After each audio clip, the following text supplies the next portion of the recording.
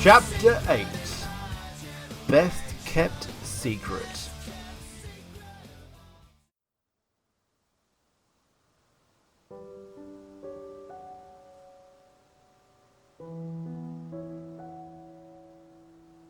Yulia needed to get some rest for the incoming day, so after Zane's exceptional cooking, she bade him goodbye and exited his cabin. To Yulia's surprise, when she departed, she was met by Mrs. Keiko waiting out front of the cabin. How are you, Miss Edrea? Oh, hello, ma'am. I'm doing great, thank you. I'm happy to hear that. Do you have any plans for this evening? Not really. Why do you ask? Principal Lyulf wishes to speak to you. Yeah, no problem. Is something wrong? Not at all, he just wants a brief meeting. Please, follow me. Yulia thought about asking Zane to accompany her, but she didn't want to pester him any further. All through dinner, she'd asked for more help with schoolwork while talking about the fighting tournament. Yulia felt like she bugged him a lot, but knew he didn't have the heart to argue or ask her to stop. Probably because she was his master. It would be wrong for a servant to disobey and question their master. Mrs. Keiko and Yulia arrived at the principal's office. Yulia couldn't really see around the building. Only the small spotlight above the door showed their path. Mrs. Keiko knocked on the door. Sir, Yulia Edrea is here. The door opened by itself, something Mrs. Keiko was familiar with. Yulia was shocked, but unconcerned. She was used to powers beyond comprehension, so a door opening by itself wasn't that unusual. Mrs. Keiko stepped aside and allowed Yulia to enter, but didn't follow her in. Yulia paused after her first few steps, her heart suddenly fluttering. As she turned back to her teacher, the door clicked shut. Good evening, Miss Edrea. Yulia turned around to face her principal, but he was barely visible in the dark. Only a dim red light was illuminating. Likewise, Principal Lyulf. You wanted to speak with me? Indeed. Please sit down. She complied and took the free seat opposite Lyulf. However, it was so dark inside the office. I'm sorry, sir, but I can't actually see you. Yulia heard a sigh, a click, and suddenly the lights on the roof flared, blinding both of them for a few seconds and turning off the red beam. Apologies, I normally never have these lights on. I can see perfectly fine without them. Now, I just wanted to ask a few questions, if that is okay. Yulia nodded. She was okay with sharing information with her principal. She saw him as a trustworthy mentor. After all, he had been very accommodating, having a building refurnished for her protector. I must say, like your protector, you truly are one of a kind at our school, Yulia. I double-checked all the student information forms. I can confirm you're the only one of your kind here. A race which is truly unique. I appreciate it, thank you. Now, Mrs. Keiko noticed last Friday that you went to your protector's cabin, but did not return to the girls' dormitory until the following day at midday. I must ask, what exactly is your relationship with Zane? We aren't dating, if that's what you're implying. Zane just helped me with some homework, and it got late, so I decided to sleep there. He's got a big bed, and didn't seem to mind. We used to sleep next to each other a lot as kids. Well, I hope this information is already clear to you, but it isn't healthy for masters to be in a relationship with their protectors. I am aware. My mother has explained that to me multiple times. It isn't a good idea for a relationship to form until after the protector finishes his duties and the contract ends. Do you understand why you can't have a relationship right now? Do you know the reason? Not completely. It's not actually a rule in the Protector's contract, rather a recommendation. I know that Zane isn't complete. I tried questioning my parents about it, but they always said he had much to learn before he could become whole. Rather obscure, I know. That's all they would ever say. I don't even understand why my parents forced us into the contract in the first place. We were barely 5 years old when we had to do the ritual. I mean, even now I think it was a bit absurd. Wait, 5? You two undertook the ritual to fill out the Protector's contract when you were 5? Zane claims the first thing he remembers was meeting you at age 10. How did you know him beforehand? Oh, of course. Sorry. I meant 10. Yeah. Do you think I'm going to ignore what you just said? Do you think I have an obligation to tell you the truth? Those words from Yulia truly shocked the principal. She was clearly keeping something secret, something he couldn't figure out.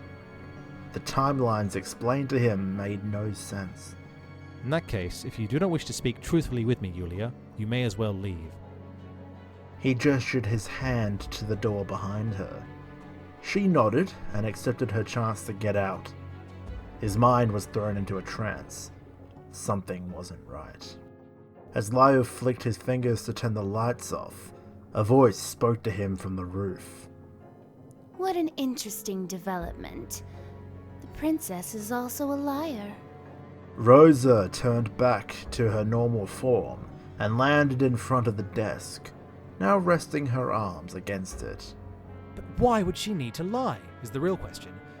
What good does it do lying about how long she's known Zane? Roza shrugged and sat down in the still warm seat, fiddling with her necklace and crossing her legs. Although you two spoke about it, both of you failed to mention what her race actually is. Care to elaborate? Later. But for now... Lyulf wasn't pleased. He picked up his phone and dialed.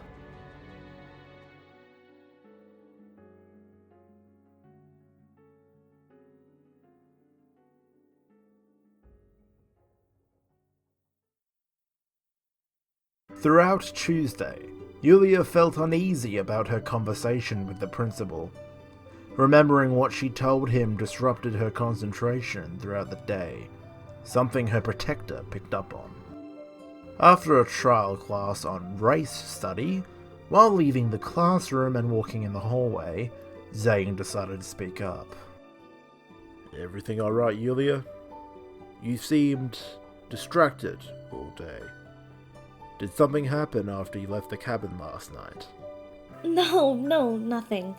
I just feel a little bit unwell today. How about you? She lightly nudged him and put on a carefree smile, wanting to move on in conversation. The first round of the tournament is this Friday. You applied yet? No, not yet. I've got the permission slip on me. We could probably go to the gym and sign up now. Yeah, I haven't been going to the gym yet. PE isn't until tomorrow, so let's go. Hey guys! Nirav stepped out of the class into the hallway. Seeing the pair talking, he opted to join in. Thanks for waiting up. Actually, we were just about to go to the gym. The gym? We don't have PE yet. What for? I forgot. We haven't told Nirav about me entering the tournament yet. Well, I guess it won't cause any harm. Besides, he'll probably want to watch me kick the werewolf's ass. Because I am entering the fighting tournament. In order to beat Barrett in a wager and strike him down personally. What wager? Barrett requested I entered the tournament on the terms that whoever gets eliminated first leaves Yulia alone. I promise he will live to regret. Wait, you accepted? Nirav snapped. Both Yulia and Zane were taken aback by Nirav's response. Within a blink of an eye, timid turned into anger. What's your problem? I have complete faith that Zane will win this wager. I'm not offended being the trophy because I know what Zane is capable of. Besides, there is no real consequence here. If he loses, I'll reject Barrett again and again. And if he continues any further, we'll just render him comatose. Right. Zane's very capable. I'll be, on my way. Catch you two later. Nirav hurried off past them and outside, with both Zane and Yulia watching on. After his departure, Zane needed to ask, "What was that all about?" What? I knew he was going to try and argue against the idea, so I thought I'd set the record straight. Not just that, you threatened to put Barrett in a coma. I was just kidding. Now come on, you have a tournament to enter. The pair walked over to the gymnasium, which was right next to the oval Zane and Nirav ran a few laps days earlier. Once they made it to the gym, a few familiar faces made themselves present. Oh good, him again. Barrett and his cronies stepped out of the building, laughing and chatting amongst themselves. Once the werewolf noticed who was nearby, he told his company to quiet down. They all looked at the demon and his master. Some of Barrett's unnamed buddies wolf whistled at Yulia, which made her scowl. You signing up, demon? About time. I was wondering if you were gonna wuss out and forfeit the prize. Zane decided not to reward his enemy with a response. Instead, he raised his hand and set his fist on fire, threatening those who opposed him without even speaking a word. Move, or you will be moved, added Yulia, crossing her arms and backing up Zane's threat. As Barrett chuckled at her statement, he noticed the sky above suddenly gained dark clouds. Even though seconds prior, it was bright blue out. He paused and looked around the sky in confusion. Thinking it was just an odd change in weather, Barrett returned his attention to his company. Is that the way you feel, babe? All good. You'll feel differently once I've beaten your demon's face into the ground. Barrett raised his hands in the air, waving off his friends. Barrett and his cronies left, walking down to the oval and grabbing a ball to kick during their break. Zane extinguished the flames around his fist, watching the werewolf walk away until he made it to the oval. He peered down at Yulia. You better win your wager. He nodded. Zane opened the door to the gym for Yulia. After she entered, he too noticed the sudden change in weather. The sun had made itself present once more.